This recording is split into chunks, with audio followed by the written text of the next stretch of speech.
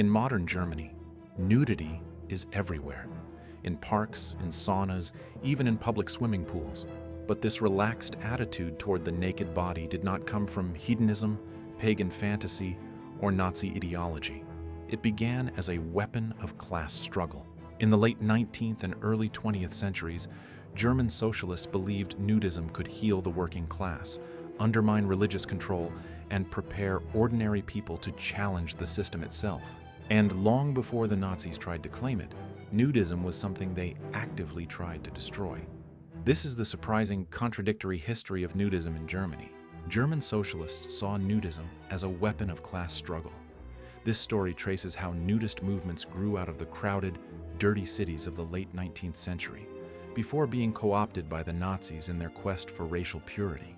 There can't be many sources of genuine culture shock left for a Brit traveling in Western Europe. In Germany, there is at least one, stumbling upon naked people in the most unlikely places. On a hot summer day, it isn't just at nudist beaches on the Baltic coast or in designated zones beside inland lakes that naked sunbathers are to be found.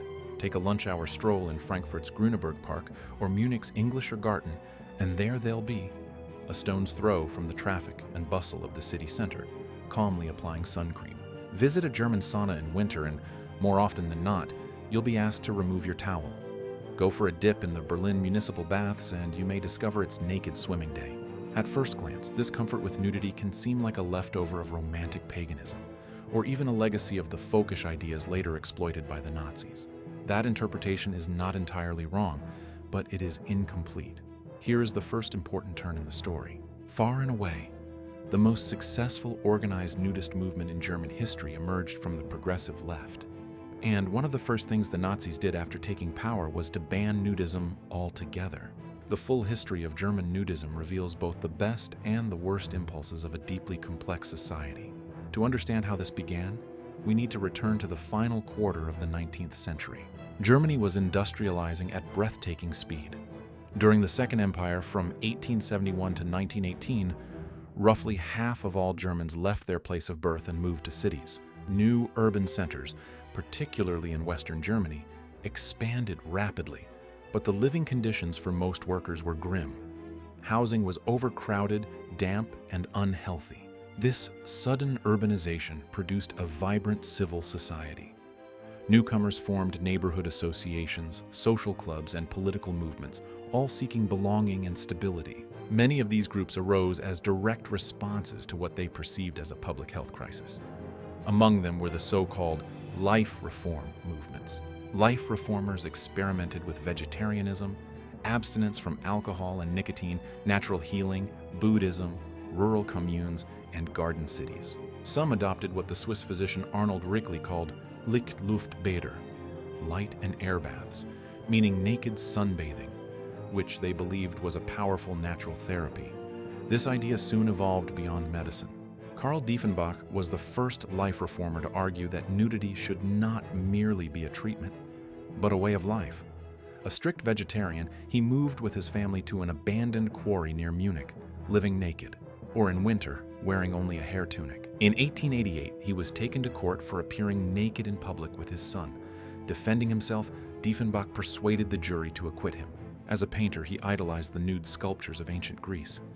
To him, nudity represented a lost harmony between body and mind, a balance modern Europeans had abandoned. Small, secretive artistic societies soon emerged in urban centers to pursue this ideal. One group, Deutsche Hellas, ventured into forests to photograph each other naked, posed as Greek athletes and gods. In the city, they hosted beauty evenings, where members posed as living statues or watched performers like Olga Desmond dance nude. Their ideas and images were published in a magazine called Die Schönheit, beauty. But this was only one branch of the movement. Diefenbach's most famous student, Hugo Huppener, better known as Fides, drew inspiration not from ancient Greece, but from an imagined Germanic past. The Roman historian Tacitus had described early Germanic tribes fighting Roman legions naked, in mixed ranks of men and women. Fides turned these accounts into a racial ideal.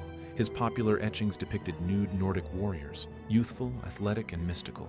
Over time, he began writing articles arguing that German culture should be rebuilt on the basis of racial purity and disciplined breeding.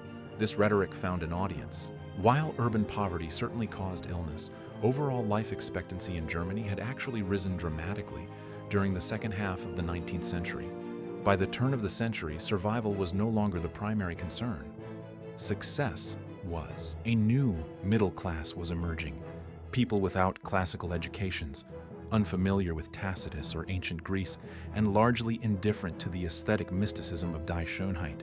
What did appeal to them were figures like Richard Ungewitter. Ungewitter presented nudism not as art or philosophy, but as self-optimization.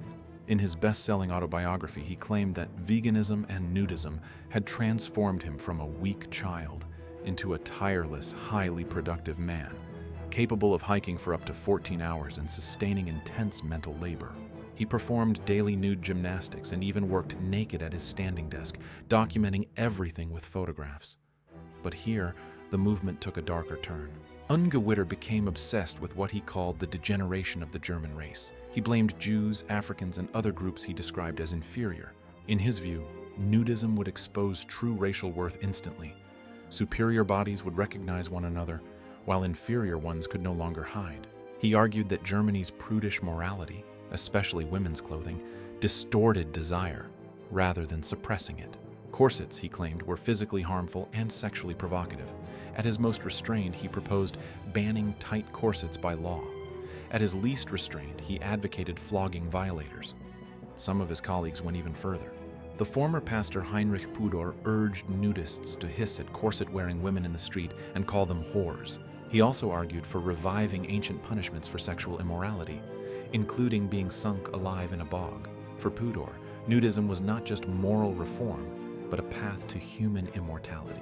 After the First World War, nudist culture clustered around Motzener See, a lake near Berlin.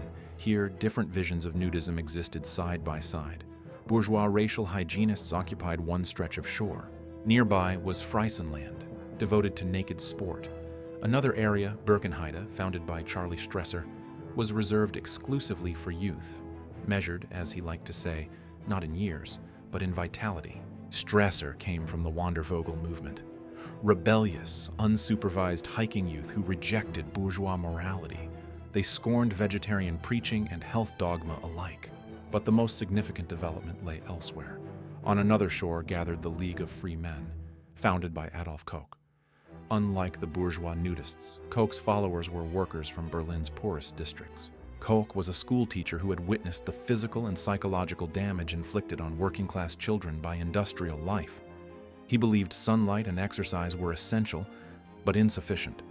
True liberation, he argued, required political awareness, sexual education, and collective action. So, he began holding nude gymnastics classes after school, combined with political discussion and sex education. When a cleaning woman reported what she saw through a keyhole, a public scandal erupted. Rather than retreat, Koch radicalized. In 1924, he founded the School for Healthy Pedagogy and Body Culture. By the late 1920s, 13 such schools existed across Germany. Members attended weekly nude gymnastics, political discussions, and medical examinations. Fees were income-based, and children, the unemployed, pregnant women, and mothers paid nothing. Unlike bourgeois nudist clubs, Koch's schools admitted everyone, regardless of age, disability, or appearance. By the early 1930s, socialist nudism had become the largest nudist movement in German history. Then came 1933.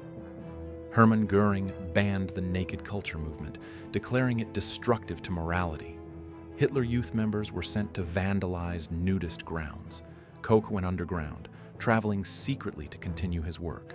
Only a few racially aligned nudist groups survived, absorbed into Nazi ideology under figures like Hans Suren.